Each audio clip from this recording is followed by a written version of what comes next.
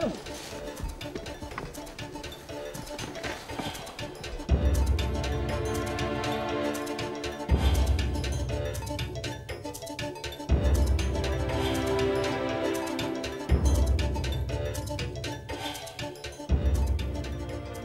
t'es pas en cheville avec les indigènes du coin, tu peux pas travailler, impossible.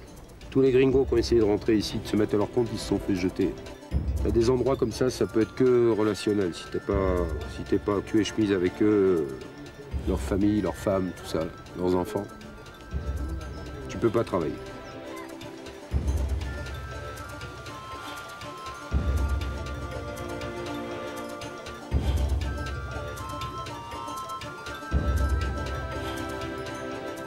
Le ministère des Mines, lui, va te donner la concession. Eux, ils te mettent le tampon, ils te donnent le papier, puis quand tu arrives ici, c'est les locaux qui te virent, quoi. L'argent, au lieu de le donner au ministère des Mines et d'avoir une licence, le mieux, c'est d'en donner la moitié aux gens qui sont avec toi ici. Et puis comme ça, tu es tranquille. Comme ce ministère des Mines, il ne viendra jamais mettre les pieds ici parce que les autres, toute la communauté indigène se réunit et te les vire à coups de pompe. Là, il y a 3 mois, ils ont carrément séquestré, pris en otage.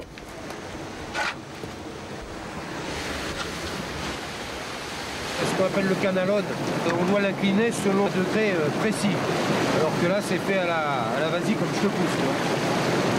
Mais bon.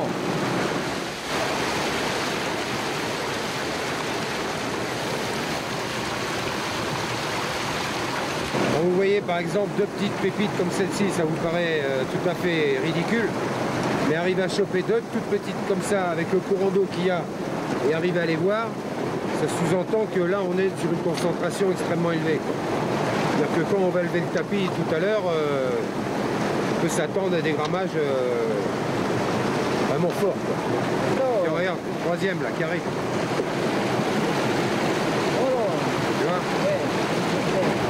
Donc toutes les heures, toutes les 2 heures, on arrête, on sort ce truc-là, on enlève le tapis qui est en dessous et on le rince dans une bassine, on le rince bien. Ensuite, on passe dans les bâtés. Et on fait ce qu'on appelle la liquidation, c'est-à-dire que dans la bâtée, on termine, et là, tu vois l'or apparaître. Donc le plus expérimenté, c'est Aurélio, c'est lui qui est chargé de faire ça. Parce qu'un mec qui ferait ça et qui en laisserait partir ou n'importe quoi, on le flingue, le mec. C'est une journée moyenne, là, tu vois, il y a vue de nez, parce que j'ai pas de balance, là. Vue de nez, il y a 35 grammes.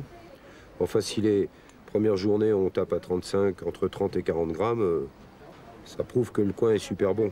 Super bon. De toute façon, je l'ai vu tout de suite, là, quand on a commencé le premier coup, là, sur la table. Parce qu'à travers l'eau, on voyait déjà les toutes petites pépites, on les voyait à l'œil nu. Hein, c'est que...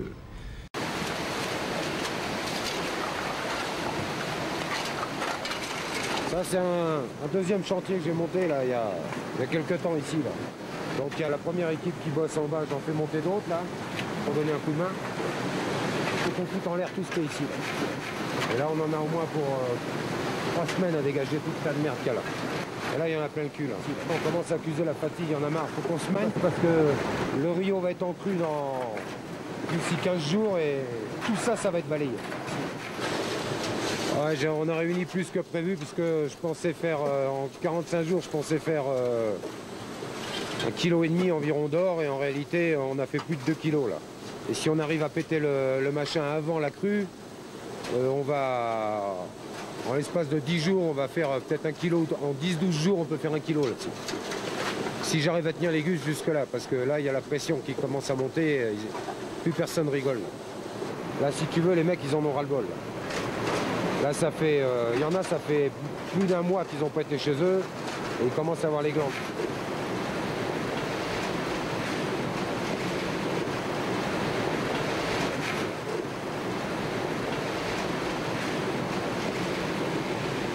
Lui, ça fait 2 jours qu'il parle pas, lui.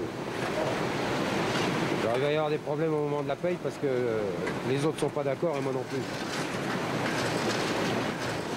plus. À Séville, ça sera des vacances à côté de ça. Avec les archives, ça va changer de ce travail d'abruti qu'on fait là depuis 2 mois, quoi.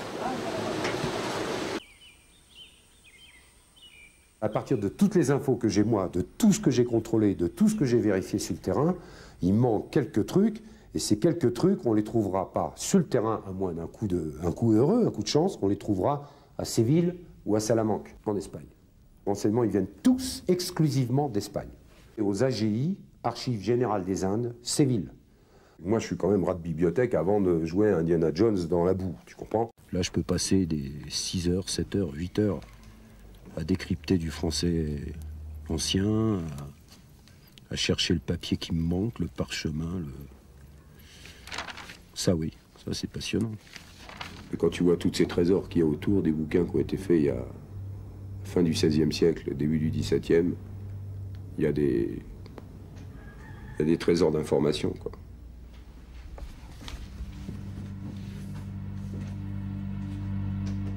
Il y a 3 trésors dans la cordillère.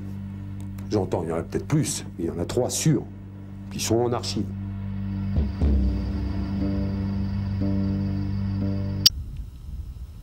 Je suis monté 5 fois aux Lagunes Sacrées, 4 fois seul et 1 fois avec des gens que j'ai fait venir de France. Des types, des costauds et tout ça. Ils ont tous explosé à moitié chemin. Non pas parce que ce sont des femmelettes, ni rien du tout, des faibles, mais uniquement parce qu'ils ne se sentent pas concernés, je veux dire. Ils n'ont pas suffisamment... tu vois, ils ne se sont pas tapés les 800 heures d'archives. Donc ils ne sont pas concernés, ils y vont à titre sportif. Comme si tu me disais demain, tiens, quand tu viens en France, moi je suis guide à Chamonix, je vais t'emmener en haut du Mont Blanc. Bon, mais moi j'irai pas, moi je suis tout de suite. Je veux que j'aille foutre en haut du Mont Blanc. Si tu me dis qu'en haut du Mont Blanc il y a 1 tonne d'or, alors là je vais monter à genoux avec les dents. Mais sinon, qu'est-ce que tu veux que j'aille branler en haut du Mont Blanc? Alors ce sont ces gens-là qui, pour avoir la photo en haut du Mont Blanc, viennent ici et là ils se rendent compte que là c'est plus pareil. Parce que c'est comment dirais-je, c'est pas intéressant, c'est fatigant, c'est chiant, c'est de la boue, c'est de la pluie, c'est putain, qu'est-ce qu'on fait là, tu vois, je veux dire.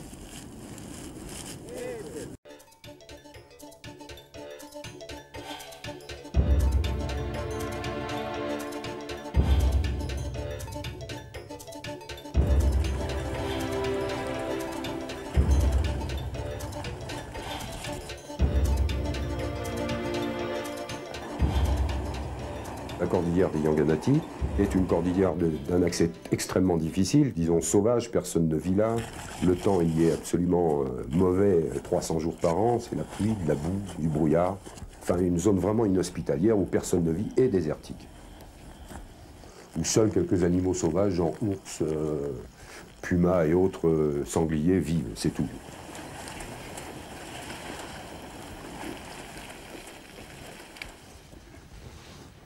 Je suis venu récupérer des poteries précolombiennes et des céramiques d'un trou que j'ai fouillé il y a 6 mois, duquel j'ai sorti des pièces en or.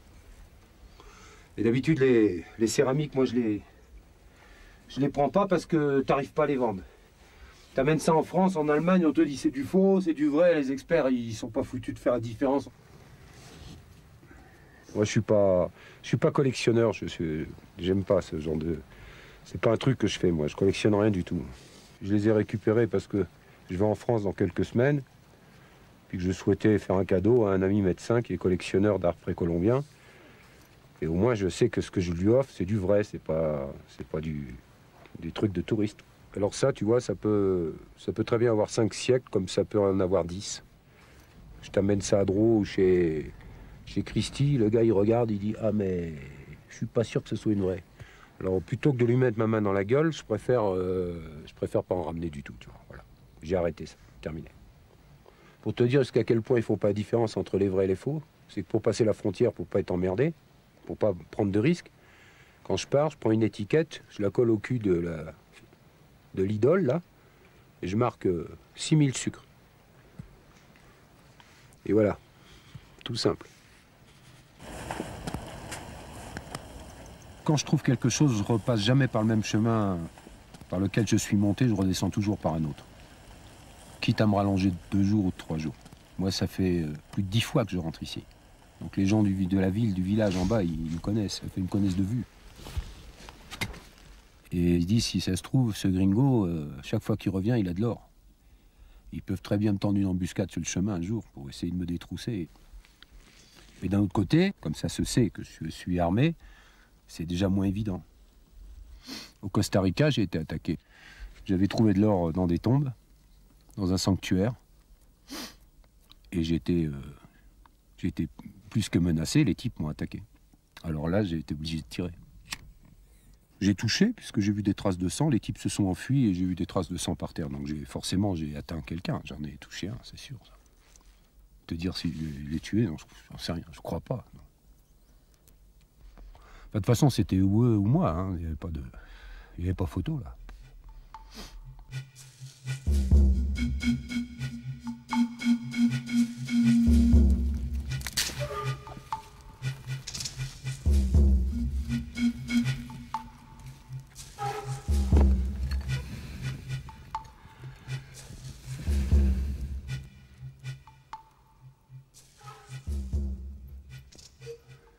Il y a peu de gens qui peuvent se vanter, je crois, aujourd'hui d'être relativement libre. Je dis bien relativement parce qu'on ne l'est jamais, mais relativement libre, indépendant et s'assumer économiquement, quoi. C'est difficile, surtout dans les systèmes occidentaux des pays dits industrialisés et dits développés, quoi. Où tout est fléché. Ici, c'est pas fléché.